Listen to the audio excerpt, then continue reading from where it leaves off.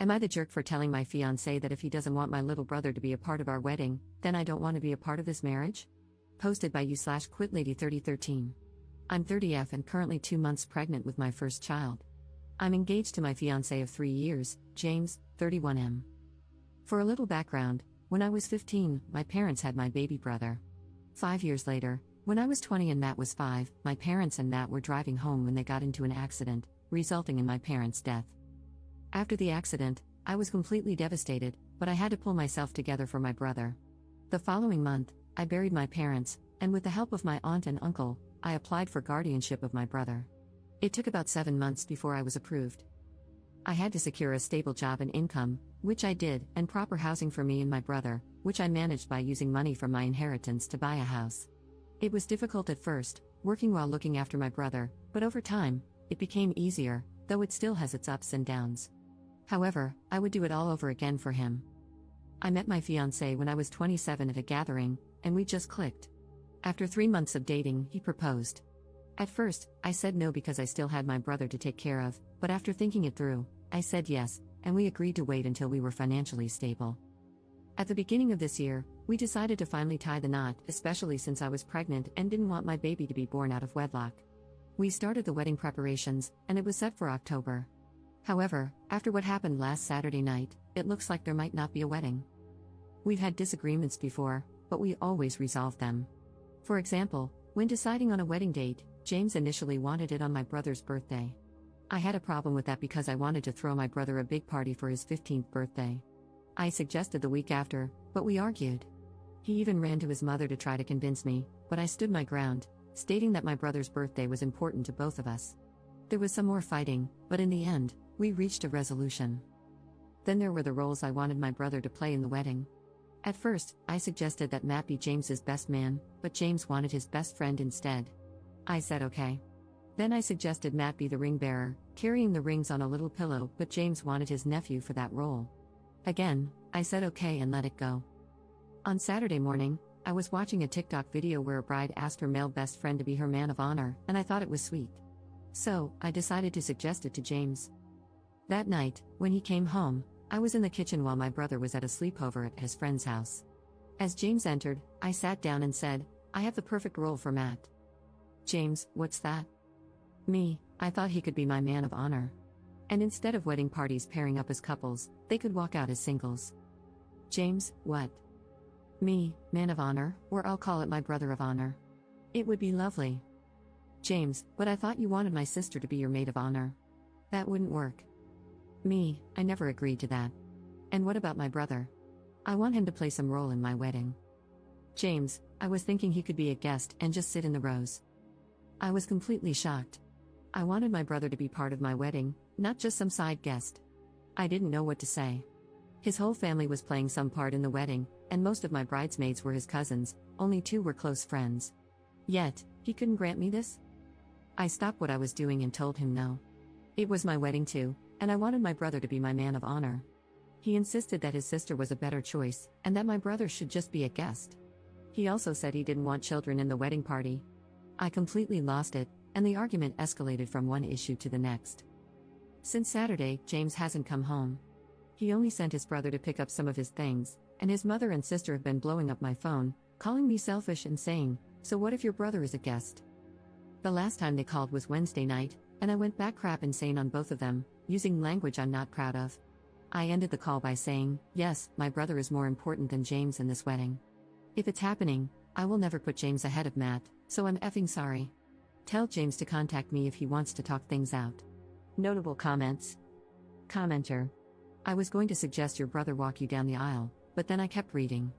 This is just filled with red flags. I'm gonna bypass the whole fact that your fiancé has filled every bit of the wedding roles with his family members. And out of 365 days in the year, he wanted the wedding to be on your brother's birthday. I'll simply say, I'd bet money on your fiancé pushing for your brother to leave the house after the wedding so that it's just your family, him, you, and the baby. Not the jerk, call off the wedding. Commenter. Your dude dropped his mask a bit too soon, he thought he had you locked down. It's better to untangle yourself now and call it a bullet dodged. You deserve better. Update 3 weeks later. Hello everyone, I'm very sorry I didn't get to update you earlier due to being busy with work, canceling all my wedding preparations, and preparing Matt for sports camp. I want everyone to know that I will not be marrying James. We broke up. Well, on Friday, the week after posting my original post, I got a message from James asking to meet and talk. I agreed, but only if I could choose the day, which he accepted. I picked Sunday since I knew Matt wouldn't be home all day. After notifying James, he arrived around midday with his mother. I was shocked when I opened the door and let them in. They sat in my living room without saying a word for a few seconds, making the moment even more awkward. Then James finally spoke, saying he was sorry for leaving and staying away because he needed time to think. His mother then started condemning me, saying I wasn't acting like a future wife and that I should consider my future husband's thoughts, along with many other comments. She said to me, I'm disappointed in you. You're getting married, and you need to stop acting like this toward your future husband.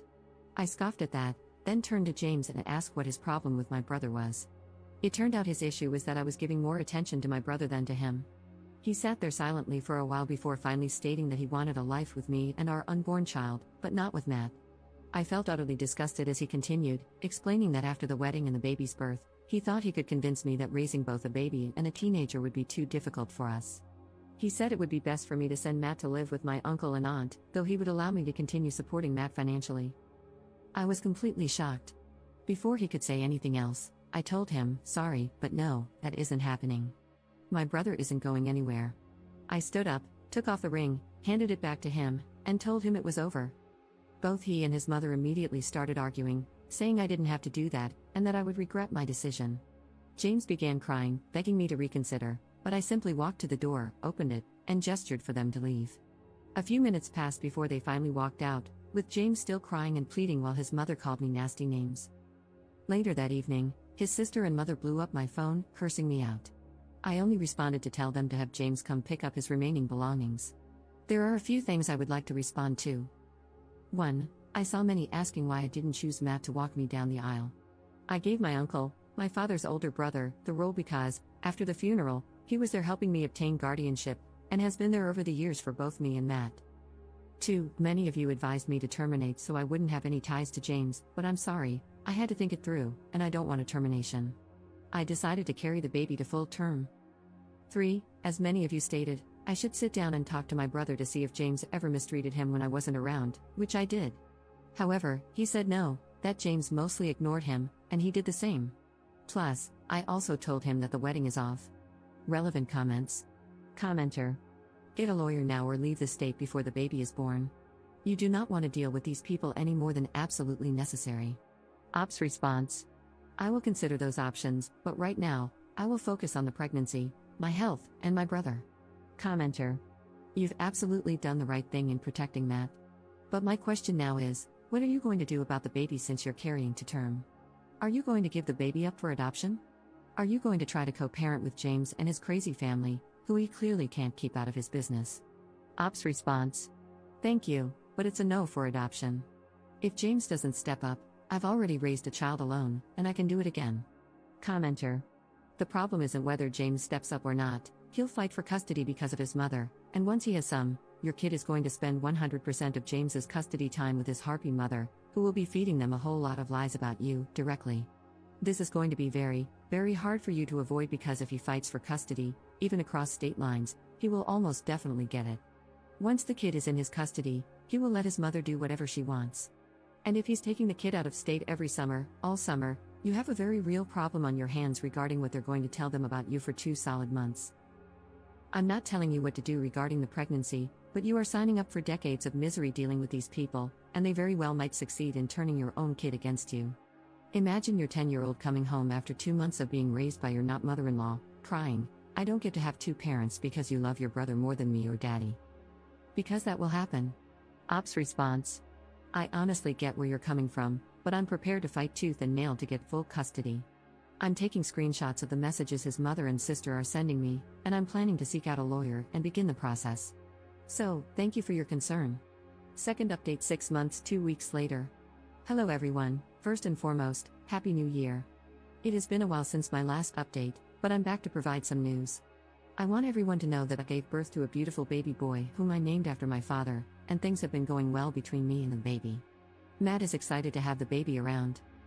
My uncle and aunt were present during my labor and delivery, and the day after my son was born, James and his parents visited the hospital. However, I only allowed James to see our son. According to my aunt, James's mother attempted to make a scene but was quickly silenced by my uncle, who threatened her with police action. My aunt and uncle moved in after my discharge and will stay with me until June. That isn't the only update I want to share. Last Friday, James came over to see the baby after asking to talk. He asked if there was ever a chance for us to get back together, to which I immediately said no, telling him that the day I returned the ring was the last time we had a romantic relationship and that all I'm looking for and hoping for from him is a co-parenting relationship. It took 10 minutes before he reacted, but he agreed and left. So, I'm currently looking for and scheduling meetings with lawyers to establish a suitable co-parenting schedule for us, which I hope he agrees to. Aside from that, I'm looking forward to raising and providing for my baby and Matt so they can have the best life possible. I'll keep everyone posted on any updates, and once again, thank you for all of your comments and support. Notable comments. Commenter. Congrats Op, so glad you, the baby, and your brother are happy and doing well. Make sure you get sole custody and supervised visits for James so his mother and sister don't get any time alone with your son. They'll be a disruptive and dangerous influence on him. Include clauses stating that your child and brother son should be raised by your aunt and uncle in case of an unexpected death, and if your brother is of legal age, he can be considered as well. Don't underestimate the grandma or sister, they'll dig in for a fight, and I wouldn't be surprised if they tried to abduct him if they thought they could get away with it. As another poster mentioned, make sure all their unhinged behavior is documented, the calls, texts, outbursts at the hospital and your home, so it can help with your custody case. Even consider a restraining order against those two harpies for all the abuse they heaped on you while you were pregnant.